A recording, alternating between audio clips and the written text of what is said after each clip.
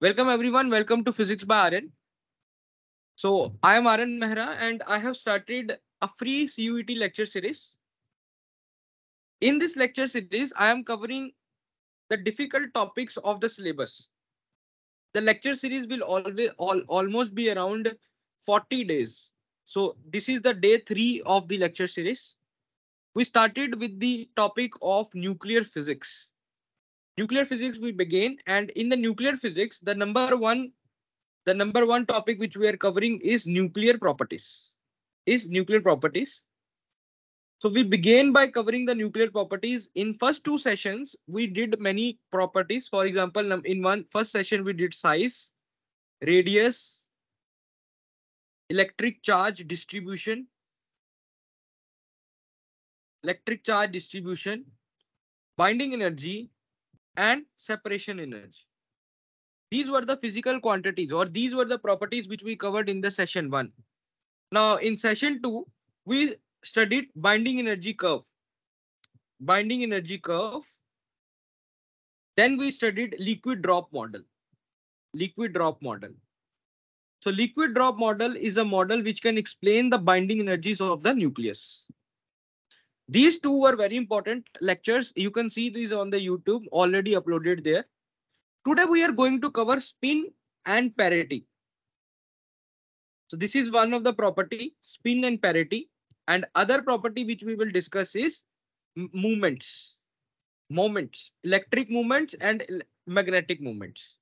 So what are all these physical quantities? We will cover very briefly because these are not very extremely important for CUET, but questions have definitely came. Also, these properties are very useful for GATE, CSR net exam, all those exams. Okay. So what is spin and what is parity? So very first thing which we know is that all the fundamental particles have some sort of spin associated, not spin associated with them. Some of the particles don't have spin, but many particles have the spin associated with them. What does this statement means? And this spin is intrinsic spin. Intrinsic spin. So क्या मतलब है इस बात से? What do I mean by intrinsic spin? And all the fundamental particles, most of the fundamental particles, I should say not all, I would say most of the fundamental particles have the spin. क्या मतलब है इस बात का? इस बात का ये मतलब है कि if you see any particle, for example electron, then the behavior of electron is like that it has some angular momentum. It has some angular momentum. So if you see the behavior of an electron, you will see that it is behaving like it has some angular momentum. It is behaving like. How do we know the behavior? What is this behavior?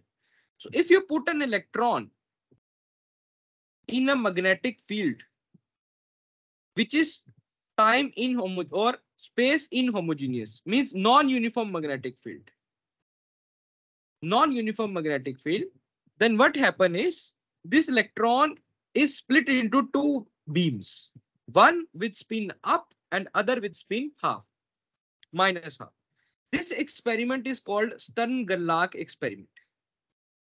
So what I want to give you the message is all the fundamental particles or most of the fundamental particles, if you go and observe them, if you put them into some sort of experiments, you will see that they are behaving like they have some sort of angular momentum.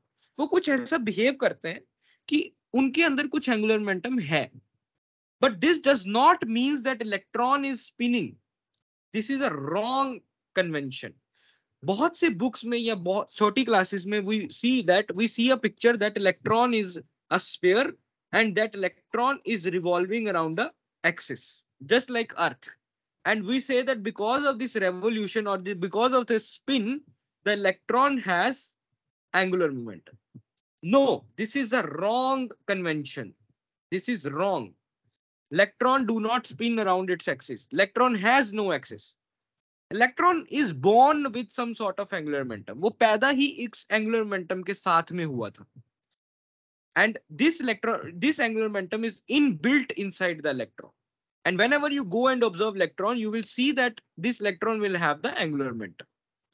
So every angular momentum is associated with some sort of spin. If you have angular momentum, then you have something called spin. In quantum mechanics, there is a property named as spin. Okay. Now, what are the different kind of spins we have? What are the different type of spins or angular momentums? Okay. So the number one kind of spin or angular momentum is orbital angular momentum. Orbital angular momentum. This could be because of many reasons. This is existing in the atoms. This exists in the atoms. So this is because of the electron revolving around the nucleus. So electron revolving around the nucleus, the angular momentum which comes into picture is orbital angular momentum. How do we write this orbital angular momentum? By L vector. And this L vector in quantum mechanics, iska agar magnitude if I want to find, then it is given by L plus 1 under root h cut. Okay. So this is a formula that you should know. Very basic formula. Okay. Similarly, what is L here? L is a quantum number. L is a quantum number. Okay. Now, we are not interested in orbital angular momentum. We are interested in spin angular momentum. Spin angular momentum. So every particle is born with this angular momentum. Not, I'm again and again saying every. I should not say every, but I would say most of the particles are born with this angular momentum. In easy picture, मतलब आसान picture में, what we assume is कि particle is spinning around its own axis. This is a wrong picture, but this is an easy picture to understand. आसान है समझने के लिए.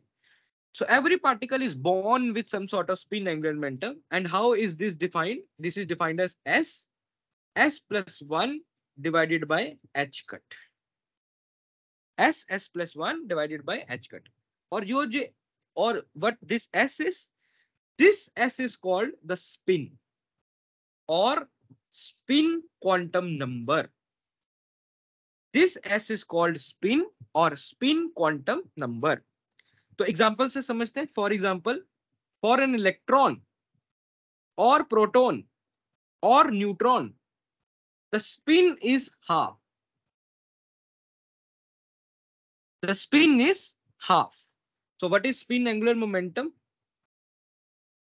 It is half into half plus 1 bracket h cut or root 3 by 2 h cut. So this is an angular momentum which electron has. But what is the spin which electron has? The spin of the electron is half. But the angular momentum of the electron is root 3 by 2 h cut. Similarly, we can say the same thing for proton. The proton has a spin half, but the proton has a spin angular momentum of root 3 by 2 h cut. तो ऐसे हम define करते हैं spin को और spin quantum number. ठीक है. Now what is inside nucleus?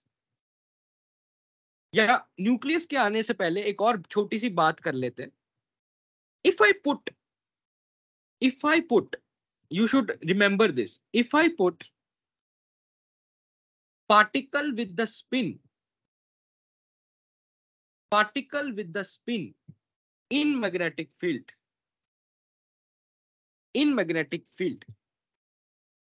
then what will happen?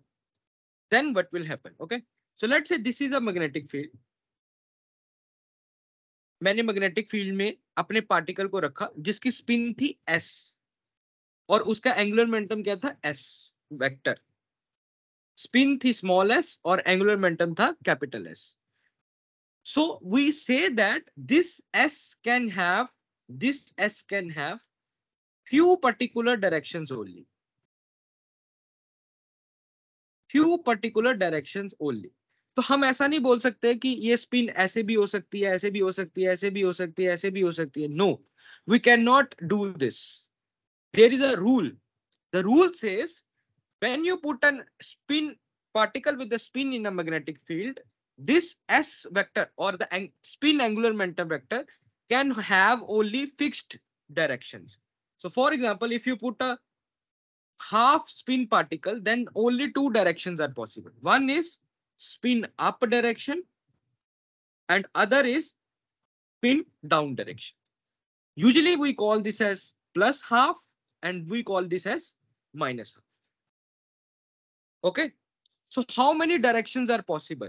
If you have spin S, then the number of directions possible are 2S plus 1. So let's check this. If you put S as half, then the number of directions is 2. Then the number of directions is 2. And we call this number as MS. We call this number as MS. So MS can be either plus half or MS can be either minus half. एक बार दोबारा से छोटा सा recap कर लेते हैं. We try to understand spins. So we came to the point where we say spin angular momentum. तो हमने बोला कि हर most of the particles एक spin angular momentum के साथ पैदा होते हैं. They have a spin angular momentum by birth. और वो स्पिन एंगुलर मोमेंटम का मैग्नीट्यूड क्या है? Under root S S plus 1 H cut. और इस एस को क्या बोलते हैं? स्पिन बोलते हैं क्वांटम मैकेनिक्स में, या फिर स्पिन क्वांटम नंबर बोलते हैं. ठीक है. अब इलेक्ट्रॉन, प्रोटॉन और न्यूट्रॉन के लिए स्पिन क्वांटम नंबर की वैल्यू क्या है? हाफ है. हमने बचपन से सुना है इलेक्ट्रॉन है स्पिन हाफ, स्पिन हाफ. तो ये हाफ क्या है? ये क्वांटम नंबर हाफ है. ठीक है. और जब क्वांटम नंबर हाफ है तो एंगुलर मोमेंटम कैसे निकलेगा? Under root half, half plus 1 H cut. तो एंगुलर मोमेंटम क्या हो जाएगा? Root 3/2 H cut. यहां तक तो हमें बात समझ आई. उसके बाद मैं बोला कि अगर तुम इस इलेक्ट्रॉन को या इस प्रोटॉन को या इस न्यूट्रॉन को एक मैग्नेटिक फील्ड में रख दो, एक मैग्नेटिक फील्ड में रख दो, तो जो ये एंगुलर मोमेंटम की डायरेक्शन है, जो ये स्पिन एंगुलर मोमेंटम की डायरेक्शन है, वो कोई भी रैंडम डायरेक्शन नहीं हो सकती. वो एक पर्टिकुलर डायरेक्शन होगी with respect to magnetic field. With respect to magnetic field, या तो वो in parallel to magnetic field होगी या वो फिर anti parallel to magnetic field. तो अगर वो पैरेलल टू मैग्नेटिक फील्ड है तो हम बोलते हैं वो है हाफ. क्या है हाफ? एक नया क्वांटम नंबर जिसको हम बोलते हैं एमएस. एमएस एक नया क्वांटम नंबर है जो है हाफ. और अगर वो एंटी पैरेलल हो तो ये एमएस की वैल्यू क्या हो जाएगी? Minus half.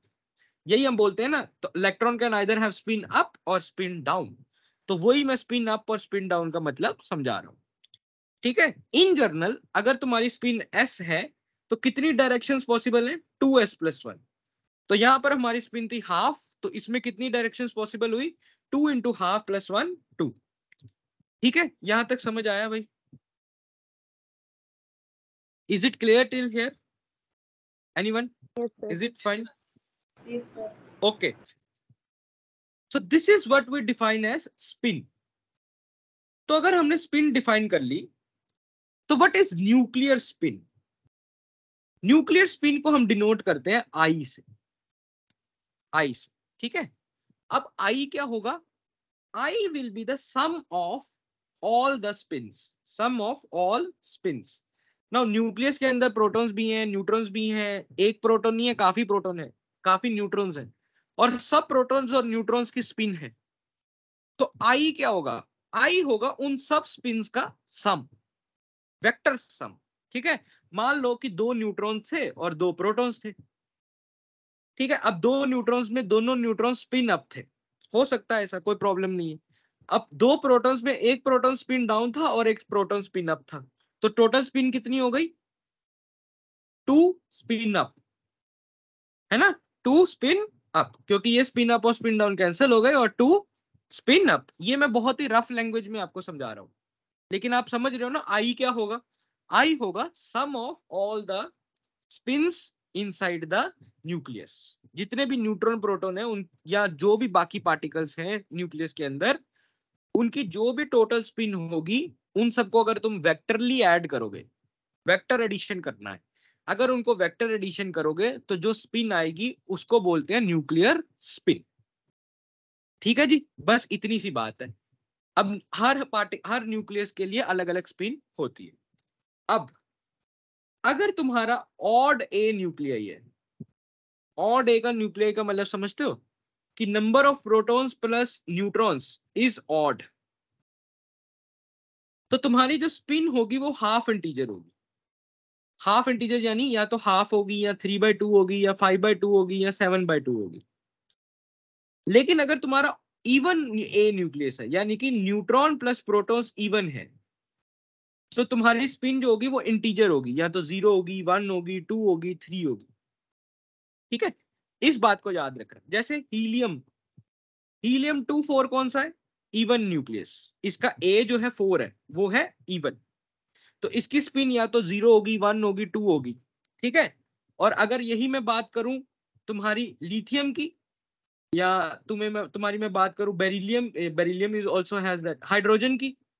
So hydrogen has a odd spin, odd A. तो इसकी जो स्पिन होगी वो हाफ होगी। ठीक है जी, ऐसे हम फाइंड करते हैं स्पिन को। तुम्हें कभी भी क्वेश्चन में स्पिन फाइंड करना नहीं आएगा सीयूईटी एग्जाम में। व्हाई? बिकॉज स्पिन फाइंड करने के लिए हमें एक मॉडल चाहिए जिसे हम बोलते हैं शेल मॉडल, जो कि गेट और सीएसआर नेट के एग्जाम में है। But still if you want to understand shell model, मैं सीएसआर नेट की क्लासेस में जो कि यूट्यूब पे अपलोड होंगी, शेल मॉडल भी एक्सप्लेन करूंगा, और उस मॉडल में ये भी एक्सप्लेन करूंगा कि स्पिन कैसे फाइंड करते हैं। लेकिन सीयूईटी के सिलेबस में स्पिन फाइंड करने का पार्ट नहीं है। It is not in the syllabus. You should only know कि स्पिन होता क्या है, और उसका अगर तुम्हें स्पिन गिवन है तो एंगुलर मोमेंटम कैसे निकल सकता है, ऑड ए न्यूक्लियाई का स्पिन क्या होगा, इवन ए न्यूक्लियाई का स्पिन क्या होगा। ठीक है, ये सब बातें तुम्हें पता होनी चाहिए। Okay, next property which we want to understand is parity. अब पैरिटी क्या होता है? पैरिटी बहुत सिंपल बात है। हर न्यूक्लियस के साथ, हर छोटे पार्टिकल के साथ या हर छोटी बॉडी के साथ एक वेव फंक्शन एसोसिएटेड होता है। फाई इज एसोसिएटेड, और ये जो फाई है वो एक्स के ऊपर डिपेंड करता है, वाई के ऊपर डिपेंड करता है, और जेड के ऊपर डिपेंड करता है। फॉर एग्जाम्पल, अगर मैं इनफिनिट पोटेंशियल वेल के अंदर कोई इलेक्ट्रॉन को डाल दूं, so let's say my electron is inside the infinite potential well, तो उसका वेव फंक्शन क्या होगा? Sine n pi x by L. ये हम सब ने पढ़ा है। ठीक है, ये उसका वेव फंक्शन होगा। तो पैरिटी क्या बोलती है कि मान लो अगर मैं x को -x कर दूं, y को -y कर दूं, और z को -z कर दूं, मतलब कि मैं स्पेस का इन्वर्स कर दूं, मैं स्पेस को उल्टा कर दूं, तो अगर तो तुम्हारा वेव फंक्शन, अगर तुम्हारा वेव फंक्शन चेंज ना हो, मान लो जो पहले वेव फंक्शन था वही वेव फंक्शन रहे, तो तुम्हारी जो पैरिटी होगी वो क्या होगी? इवन। लेकिन अगर तुम्हारा वेव फंक्शन चेंज हो जाए, यानी कि क्या आ जाए उसके साथ? नेगेटिव साइन आ जाए, तो तुम्हारी पैरिटी क्या होगी? ऑड। तो या तो इवन पैरिटी हो सकती है या ऑड पैरिटी हो सकती है। तो अगर तुम्हारा वेव फंक्शन नेगेटिव हो जाए, मान लो कि अगर मैं यहाँ पर x की जगह -x डालू, तो साइन से क्या होगा? साइन साइन में नेगेटिव बाहर आ जाएगा, साइन में नेगेटिव क्या आ जाएगा? बाहर। तो my wave function will get a negative sine. तो इस केस में पैरिटी क्या हो जाएगी? ऑड। लेकिन अगर मान लो तुम्हारा कॉस फंक्शन होता और मैं नेगेटिव बाहर निकालता, तो वो पॉजिटिव ही रहता, तो इस केस में तुम्हारी स्पिन पैरिटी क्या होती? इवन। तो पैरिटी क्या क्या होता है कि अगर तुम वेव फंक्शन में या अगर तुम स्पेस में x को -x कर दो, y को -y कर दो, z को -z कर दो, स्पेस को उल्टा कर दो, तो अगर तुम्हारा वेव फंक्शन सेम ही रहे तो वो हो गई इवन पैरिटी। लेकिन अगर तुम्हारे वेव फंक्शन में एक नेगेटिव साइन आ जाए तो वो हो गई ऑड पैरिटी। तो दो ही तरह की पैरिटीज होती हैं, या तो इवन पैरिटी या फिर ऑड पैरिटी। ठीक है, पैरिटी का सिंबल क्या है? Parity has a symbol of pi. Pi symbol है इसका। पाई कैन बी +1 और -1। पैरिटी कैन बी +1 और -1। ठीक है, पैरिटी तक सबको समझ आया? Is it clear guys? Parity? Yes sir. Anyone? Okay, तो न्यूक्लियस की पैरिटी क्या होगी? What will be the parity of nucleus? तो न्यूक्लियस की पैरिटी होगी, मान लो न्यूक्लियस के अंदर 2 प्रोटॉन्स और 2 न्यूट्रॉन्स हैं, तो न्यूक्लियस की पैरिटी होगी parity of first proton multiply by parity of second proton multiply by parity of first neutron multiply by parity of second neutron. तो पैरिटीज क्या होती हैं? पैरिटीज मल्टीप्लाई होती हैं। और स्पिन क्या होती हैं? स्पिन्स ऐड होती हैं। मैंने बोला spin is a vector sum of all the nucleons. और पैरिटी क्या है? Parity is a product of parities of all the nucleons. तो पैरिटीज मल्टीप्लाई होती हैं लेकिन स्पिन्स ऐड होती हैं। तो दिस यू शुड नो। ठीक है, इसके अलावा तुम्हें और क्या पता होना चाहिए कि वीक इंटरेक्शंस में ही, वीक इंटरेक्शंस को अगर छोड़ दें, मान लो there are many kind of interactions, strong interaction, weak interaction, ठीक है, अलग अलग तरह के डिकेज होते हैं, बीटा डिके, अल्फा डिके, ठीक है। अगर हम सिर्फ वीक इंटरेक्शंस को छोड़ दें तो पैरिटी जो है हमेशा कंजर्व रहती है। Parity is a conserved quantity.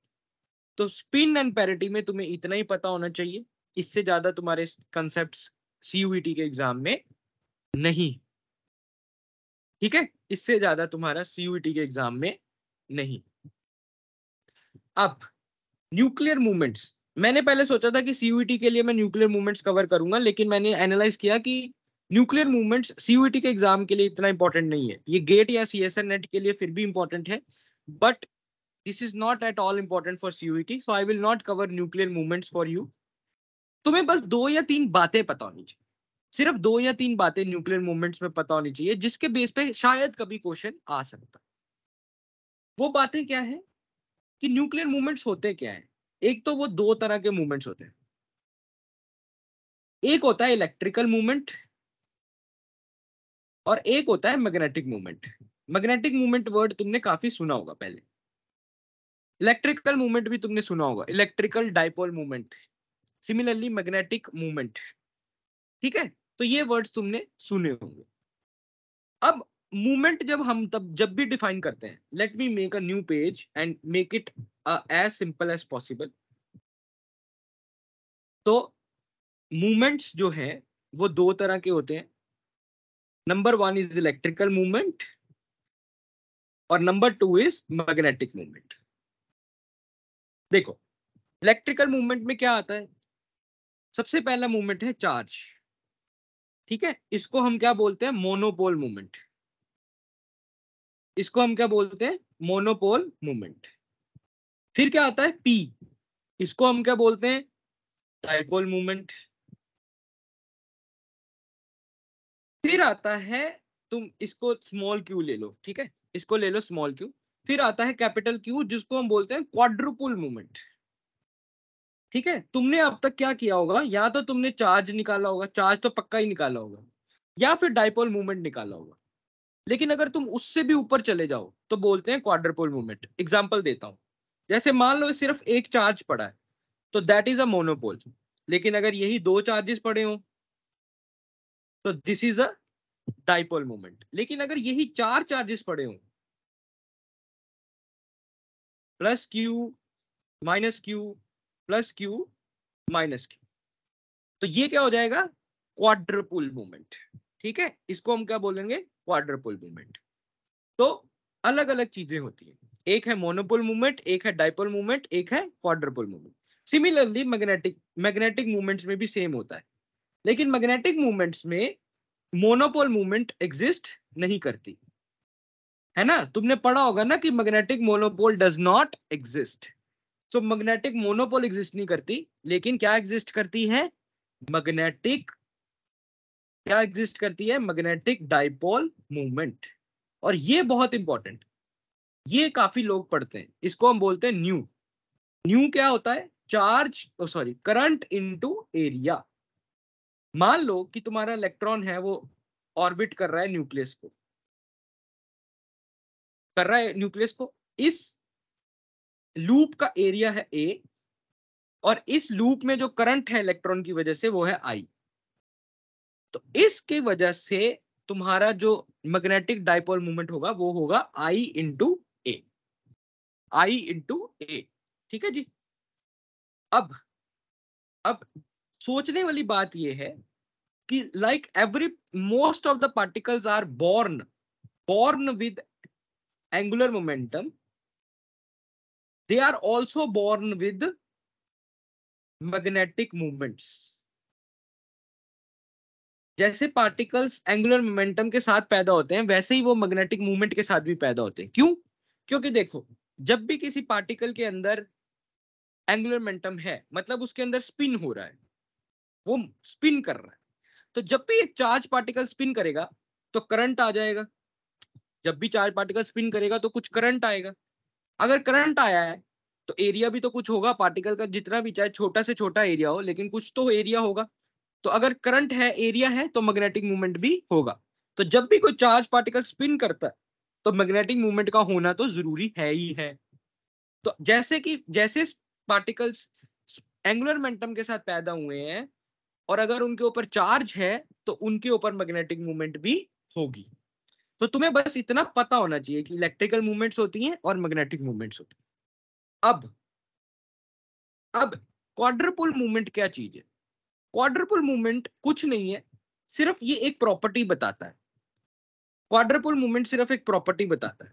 अभी के लिए तुम्हारे लिए इतना ही जरूरी है। अगर क्वाड्रुपल मूवमेंट जीरो हो, if quadrupole movement is zero, it means the charges are spherical, charge distribution is spherical. मान लो कि न्यूक्लियस पूरा का पूरा स्फेयर होता, एग्जैक्टली स्फेयर होता, कोई भी बल्जिंग नहीं होती, एकदम परफेक्ट स्फेयर होता और इसके अंदर पॉजिटिव चार्ज या नेगेटिव चार्ज सब होते। तो अगर परफेक्ट स्फेयर है तो क्वाड्रुपल मूवमेंट होगा जीरो। लेकिन अगर परफेक्ट स्फेयर नहीं है तो charge distribution is not spherical. थोड़ा सा डिफरेंस है। जितना ज्यादा क्वाड्रुपल मूवमेंट होगा उतना उसका मतलब उतना ही वो कम स्फेयर है, वो एलिप्स है या कुछ और शेप है। जितना कम क्वाड्रुपल मूवमेंट होगा, क्लोज टू जीरो होगा, इसका मतलब वो उतना ही स्फेरिकल। ठीक है? तो मैग्नेटिक, तो हर तरह के मूवमेंट के बारे में तुम्हें पता चला कि कौन कौन से टाइप्स हैं और उसको कैसे समझना है। मूवमेंट समझ आए? If I give you definition, can you now find out movements? क्या होता है कौन सा movement? Is it okay everyone? इतना तुम्हें सीयूईटी में आ सकता है, इससे आगे नहीं आए। ठीक है? तो यहां पर हमने कंप्लीट कर लिया न्यूक्लियर प्रॉपर्टीज। तो न्यूक्लियर प्रॉपर्टीज यहां पर तुम्हारा कंप्लीट हो गया है। नेक्स्ट क्लास में हम नेक्स्ट न्यूक्लियर फिजिक्स का टॉपिक उठाएंगे।